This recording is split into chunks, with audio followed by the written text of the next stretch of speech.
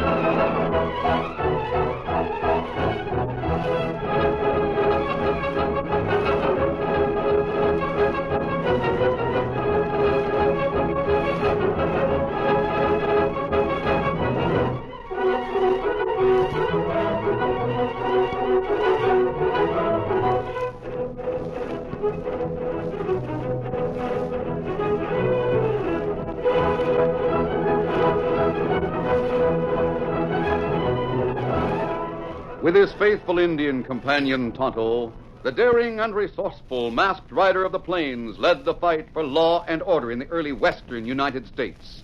Nowhere in the pages of history can one find a greater champion of justice. Return with us now to those thrilling days of yesteryear. From out of the past come the thundering hoofbeats of the great horse Silver. The Lone Ranger rides again. Come on, Silver. Let's go, big fellow. Hi-yo, Silver. Away!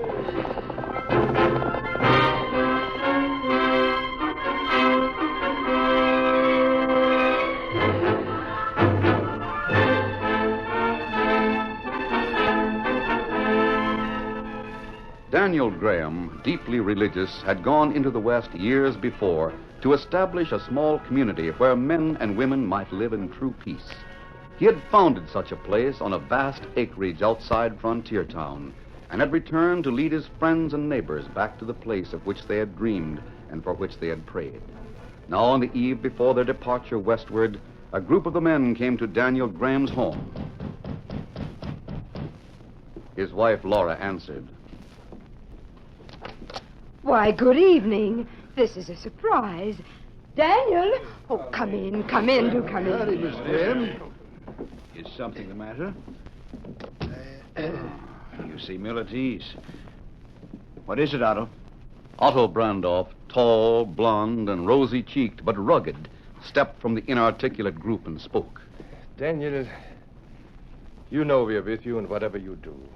The years that you've spent in the West, the work you've done for us, that we do not forget. When you start like that, Otto, I know you'll soon use the word but. So tell me, what? Well, but we think you might change your mind about the matter of carrying weapons on our journey. Oh, that again. You fear Indians and outlaws and these other so-called bad people you read about. Yeah, that's right, Yeah. Daniel. Then I can only say what I said before. Heaven will protect us on our journey. We will not tempt actions against us by using the tools of destruction. But, Daniel, you said we would carry rifles. We shall. Because I know there may be times when we shall use them to acquire the food we need. Our ammunition will be distributed, however, only when such an emergency arises. Yes, Laura? You'll pardon me. I want merely to add that in all the time you spent in the territory around Frontier Town, not once did you need the protection of weapons. That is true. Otto, brothers, peace brings peace. So we shall proceed as we planned. I shall be custodian of our ammunition until such time as food makes it. The Lone Ranger and Tonto had pitched their camp beside a rapids at the base of a rugged cliff.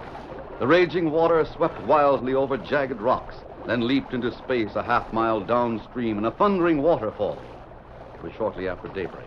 The masked man and his Indian companion were preparing to break camp and head westward to Frontier Town. The crash of a small boulder directed their eyes upward in time to see a man stagger back toward the edge of the cliff and hurtle downward. Look, Kimasabi. A man falling. Him fall in deep water. He's not dead, Tonto. He's struggling. Water fast, sweep him over falls. Not if we can help it. Steady, Silver. Easy. What you do, Kimasabi? We're going to save him. You go plenty fast. Water carry him on. Come on, Silver! The Lone Ranger leaped into his saddle and with the same motion grabbed his lariat from the pommel. The giant stallion charged forward and headed toward the churning waters. Come on, Silver! In the middle of the stream, the magnificent white horse headed toward the floundering man, now being whirled forward by the rushing torrent. Steady, big fella. Here's where we make our try. The Lone Ranger, with water eddying around his knees, rose tall in the saddle, then whirled his rope far forward, and in a perfect arc, the circle of rope descended over the man's head, then dropped downward. The Lone Ranger drew it taut about the shoulders of the man and held tightly. That's it, Silver. We made it. He's saved. Steady now while we haul him back and get him to shore. The man's injuries were many and painful, and it was an hour before the Lone Ranger and Tonto had treated his wounds and placed a splint on a broken bone. When the man regained consciousness, they learned that his name was Hugh Shortell. There was a look of horror in his eyes as he recalled something and beckoned the Lone Ranger to place an ear close to his lips. His words came through labored gasps. You wear a mask, but I must trust you. I must trust anyone to save him. Save? Save whom? Wagon train. Indians at Great Rock Pass. They're going to ambush. You hear that, Tonto? Indians are going to attack a wagon train at Grey Rock Pass. Yeah. Blackfoot Pete. He leads them. Blackfoot Pete. Him half-breed and him very bad hombre. They'll kill everyone. Them's orders. Orders? To massacre everyone? Yeah. Finley wanted to steal property from the train leader, Graham. He tried to kill me when I said no. Did Finley push you off the cliff? Yeah, but don't wait. Go. Leave me. The wagons are due at the pass early afternoon. You gotta save them. Grey Rock Pass. Plenty long ride, Kimasabi. I'll ride there, Tonto. You stay here and look after this man. No. They need help. You go to them, both of you. But you need care. No, I'm strong enough. You just leave some food and water near me. I'll be here when you return. You're right, Shortell. We'll leave you here with provisions and water, and we'll be back. Come on, Tonto. We're going to Grey Rock Pass.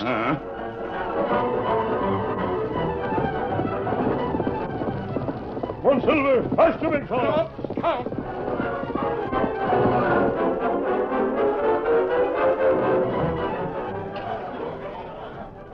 Meanwhile, some distance to the east, 10 covered wagons prepared to take the trail once more. The pioneers were headed by Daniel Graham and his wife, Laura.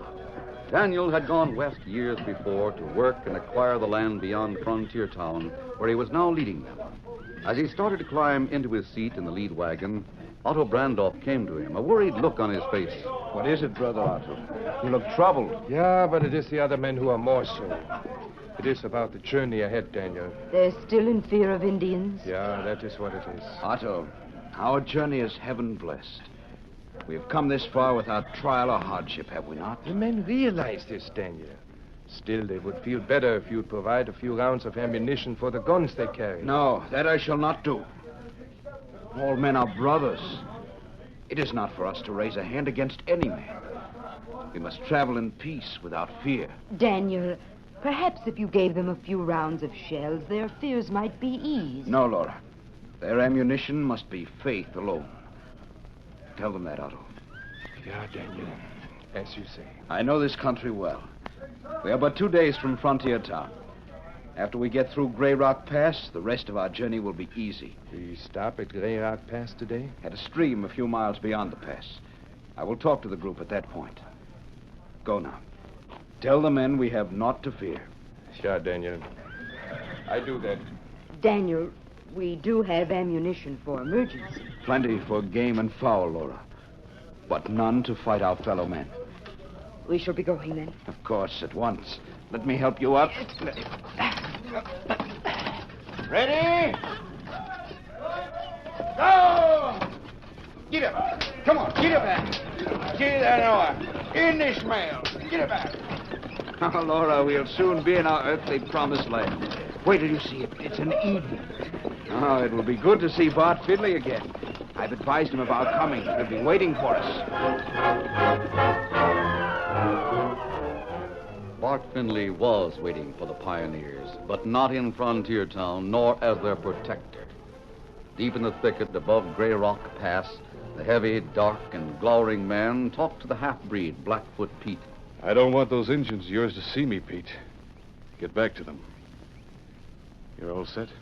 Them plenty hard to handle, Bart. Them want plenty scalp today. I promise you, you'll see plenty of them. Brother Graham will have a surprise. Brother Graham. Pete, can you imagine an outfit traveling this country without arms because their leader loves peace? Just make sure that he nor any of his party get away. You no worry about that. You killed Graham. Get property you mine for him, huh? Yeah. Serves him right for being a fool. Why you kill 100 people for one man's property? Because he put it in their name, that's why. I got papers all fixed to show he gave it to me. If any of them were alive, they might claim it. Bart, me could use more gold. Eh? What do you mean? You not have to split with Shortell now. Oh, that's it. I see. No, I don't, Pete. So I guess I can arrange to let you have a little more gold? Good. Me get Injuns so they want plenty scalp now. You should have seen Shortell when I pushed him. He looked like a busted eagle heading for a bath. Imagine him saying it wasn't human to do what we're doing. By that white-livered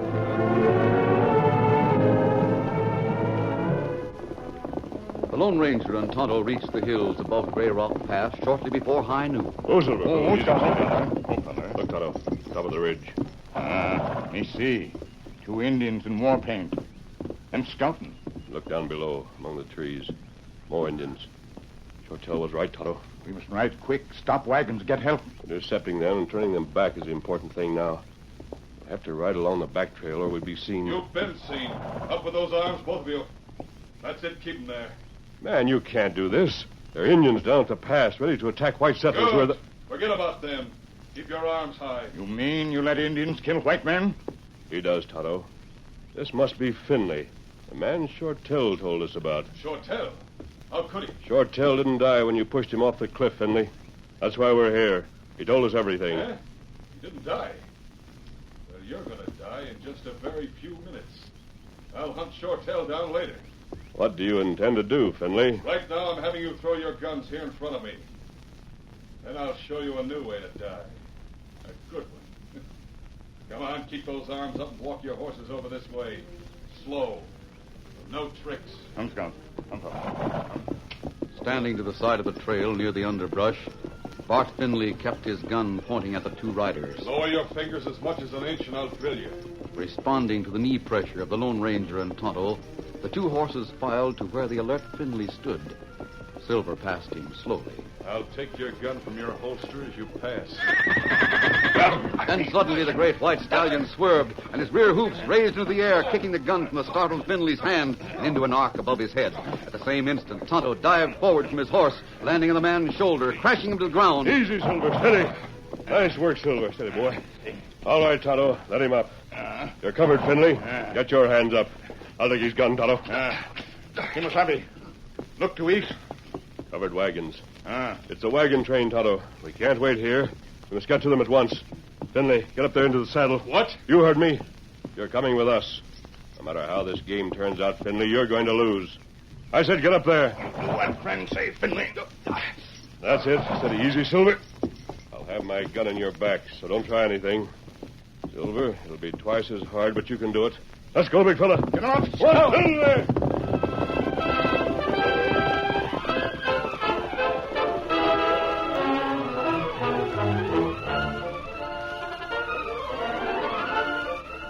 The curtain falls on the first act of our Lone Ranger story. Before the next exciting scenes, please permit us to pause for just a few moments.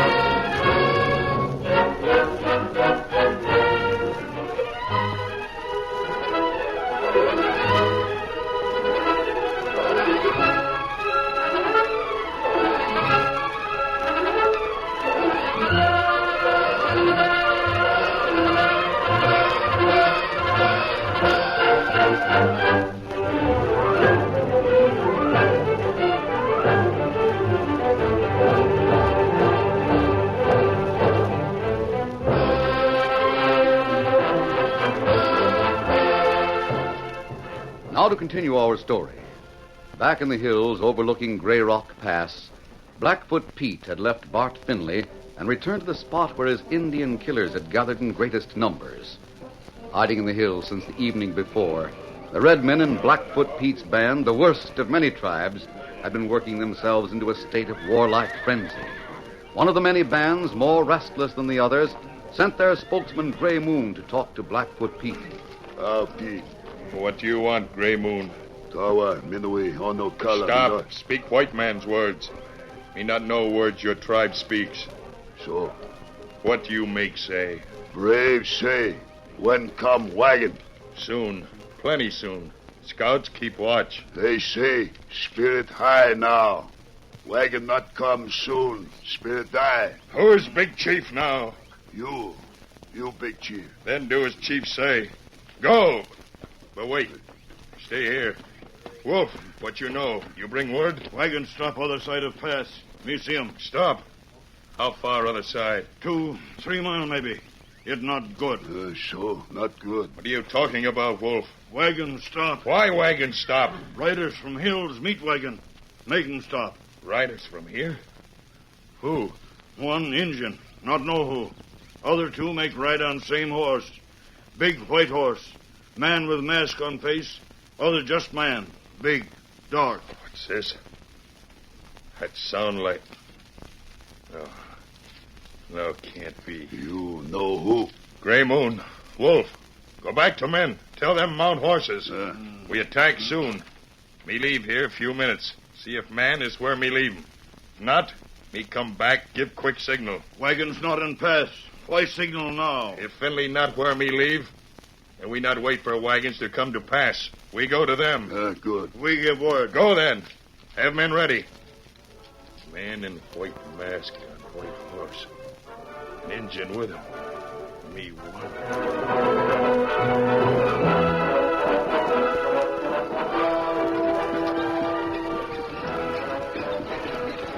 Spread out along the trail, the slowing caravan of covered wagons neared Grey Rock Pass. Then the strange sight of 3 men riding toward them on 2 horses caused Daniel Graham to give the signal, which passed from one wagon to another, brought the creaking line to a sudden halt. Wagons, ho! Who there? Who? Otto Brandhoff! Get some men up here. Daniel, one of those men is masked and the other is an Indian. Oh, Daniel. As the Lone Ranger and Tonto rode up to the lead wagon, Daniel let out a cry of recognition. Finley! Bart Finley! What brings you here? Easy, steady, Silver. Are you Daniel Graham? Yes, but what... Brother Daniel, these men have made me a prisoner. They're planning to rob you of your property and money. That's enough, Finley. Graham, this man is telling you what he planned himself. That doesn't matter now. You've got to turn back at once. Here we are, Daniel. What is it? There are Indians ahead at Grey Rock Pass. What? Ready to ambush you. You must turn back. Is this so? Daniel, he lies. You keep still, Finley. This man Finley who has planned the ambush is posed as a friend, but his aim is to murder you. This man is masked, Daniel. Is such to be trusted? My thought is no. Otto, men, save our friend Finley from these outlaws. Stand right where you are. Look out! And leave your guns alone. There are no bullets in their guns. Righteous men do not need them. You mean to say you're not prepared to defend yourselves? That is right. No one has molested us but you. Graham, perhaps I can respect your thoughts, but I can't respect your actions. Now stand there. If any of you move toward Finley, I'll shoot. Now listen to me. I tell you there are Indians waiting to ambush you at the pass. How would Indians know of our coming? Ask Finley that. Daniel, this man is wicked. He lies to you. Daniel! What does he mean? The masked man holds a gun on us. But he sounds sincere. Shall we listen to him and place on him the burden of proof? Do that, Daniel. If there are Indians, we want to know the truth. Yes, Graham. Let me do what this man Otto has asked. That's fair, isn't it? Yes. Daniel, you hear that? Let him prove what he says. I'll do it. What do you propose, stranger? Leave your wagons in a circle at this point, except one. Have Finley drive that wagon. You and I will ride with him to He's see that trying he to goes... trick you, Daniel. I fear no trickery, Finley. If he is right, and I am not of that opinion, then there's nothing to be afraid of. We shall go through the pass without harm. The other wagons can follow immediately after we've gone through. That sounds right, Daniel. Go with him, Daniel, or let one of us go. No, I will go myself. It is my duty. There are Indians. You'll have to defend yourselves. Be sure of that. You have ammunition? Yes, we have plenty. Prepare to use it, then. There will be no necessity. I'm ready, stranger. Finley is ready, too. Aren't you, Bart?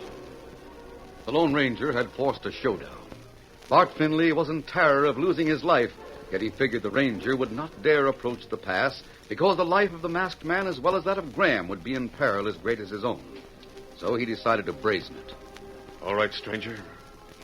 I'll prove you lie. I'll drive the wagon. Good. I'll be right behind you, watching your every move.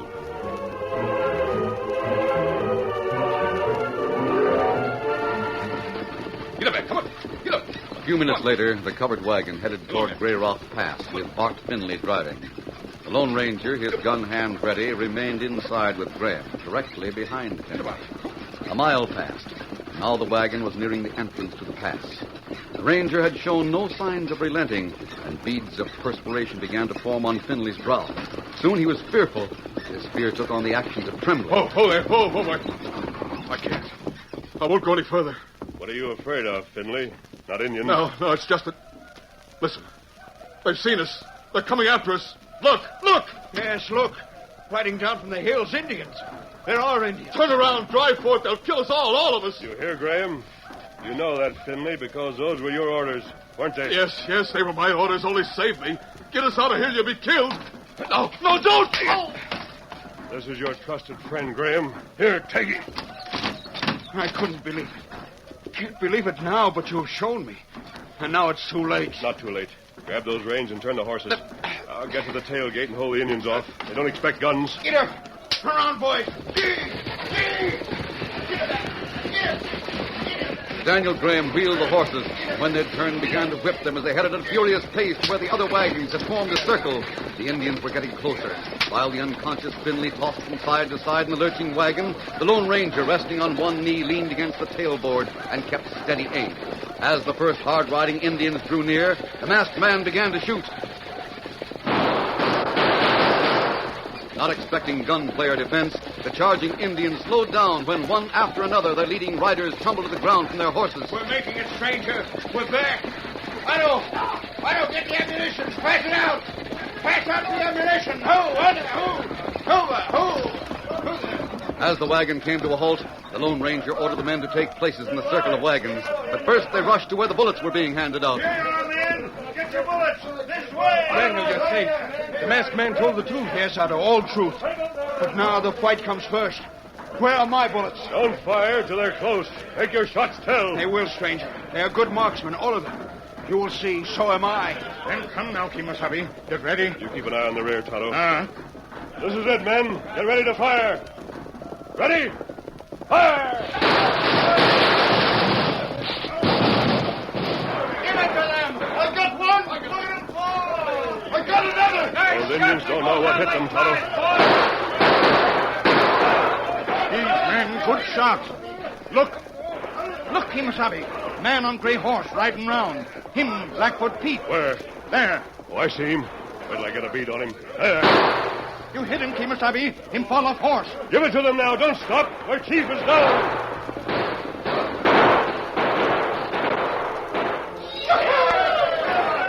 They're running away. We've beaten them all. Where's the fast man?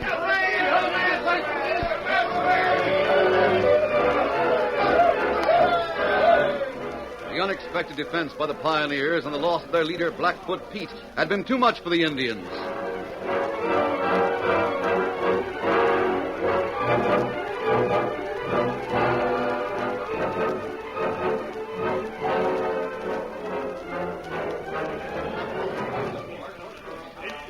2 days later, the gallant band was starting the last leg of the journey.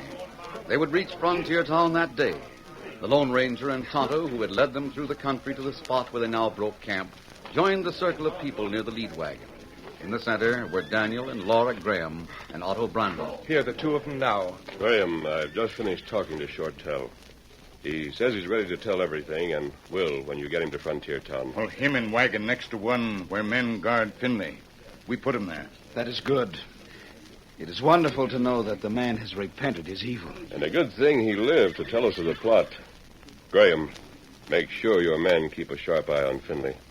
Sheriff Taylor will take him off your hands when you arrive in Frontier Town. Men like Finley are worse than the savages who attacked us. My dear, they are 1,000 times worse.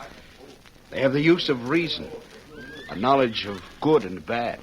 I believe that people of your kind coming into the West will do much to influence those men toward good.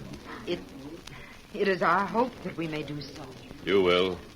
While you're influencing the white men who need it, don't forget the Indian. Not all of them are savage like those who attacked you. We are all human beings. Not enough people remember that, Graham. So when you're building your settlement, remember there are red men you can call brother, too. Those are words well spoken. And words we shall keep with us. You know, Providence has done many things for us on this journey. One of which was to prove that man must fight, no matter what is in his heart. We will put the guns away, though, when we have settled. Yes, Laura. But we will always keep them ready. Otto, we've been well favored, have we not? Twice well favored.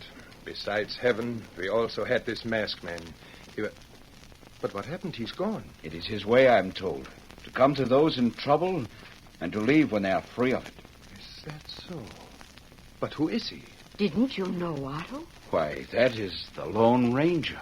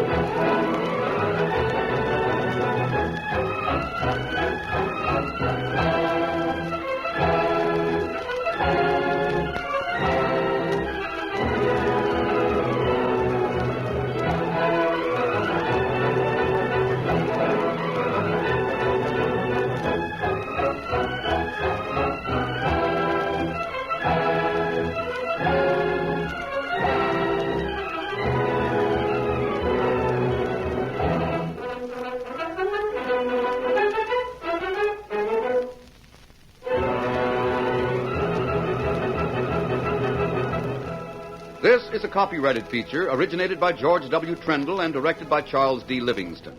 The part of the Lone Ranger is played by Brace Beamer.